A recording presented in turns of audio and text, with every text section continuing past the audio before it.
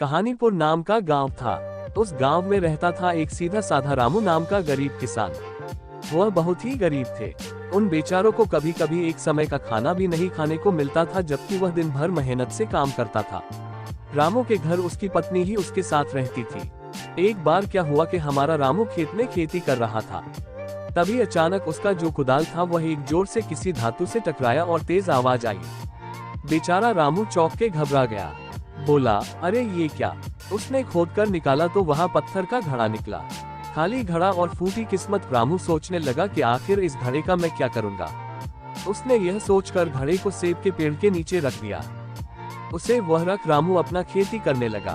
फिर दोपहर के समय वह अपना खाना लेकर सेब के पेड़ के नीचे खाने आ गया। भूखा थका रामू अचानक घड़े में देखता है तो यह क्या, घड़ा सेब से भरा था।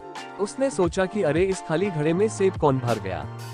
खैर ज्यादा न सोचते हुए रामू सेब निकाल कर खाने लगा और फिर घड़ा रख दिया। वह अभी सेब खा ही रहा था कि तभी एक और सेब घड़े में गिर जाता, फिर से पूरा घड़ा सेब से भर जाता है। घबराया रामू पूरी तरह हैरान हो गया, लेकिन तुरंत ही समझा गया कि ये कोई ऐसा वैसा घड़ा नहीं, बल्कि निश्चित ही कोई जादुई घड़ा है। फिर कुछ विचार करके रामू घड़े को लेकर अपने घर ले जाता है। पत्नी पहुंचती है तो घर आकर रामू उसे जादुई घड़े के बारे में बताता है। पत्नी रामू पर बिल्कुल भी विश्वास नहीं करती और यह साबित करने है। यह सुन रामू एक चावल का टुकड़ा लेकर जादुई घड़े में डाल देता है और देखते ही देखते घड़ा चावल से भर गया था। पत्नी आश्चर्य से रामू को देखने लगी और खुश होकर रात का खाना खाया और सो गए। अगली सुबह रामू उस घड़े में कुछ सब्जियां डालता और सब्जियां निकाला बाजार में बेचने का सोचता है। अब तो रोज ही ऐसा होता और फिर रामू मेहनत करके धन कमाया और बड़ा सा घर बनवा लेता है।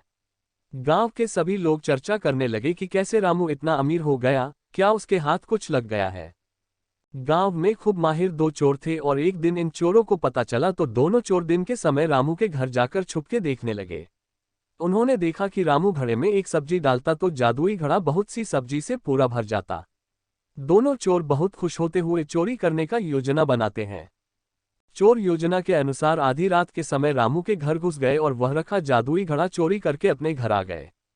एक चोर जादुई घड़ा को परखने के लिए उसमें एक सिक्का डाल देता है। हमेशा की तरह एक सिक्का बहुत सारे सोने के सिक्के बन गया। लालच बुरी बाला दोनों एक दूसरे से जादुई घड़ा छीनने लगे और झगड़े में दोनों के हाथों से जादुई घड़ा गिरकर टूट गया और सोना भी गायब हो गया। तो इस प्रकार जादुई घड़ा न पहला चोर का हुआ और न ही दूसरे चोर का। दोनों हाथ धो बैठे। शिक्षा, चोरी करना पाप है और चोरी की वस्तुएं ज्यादा समय तक नहीं टिकती।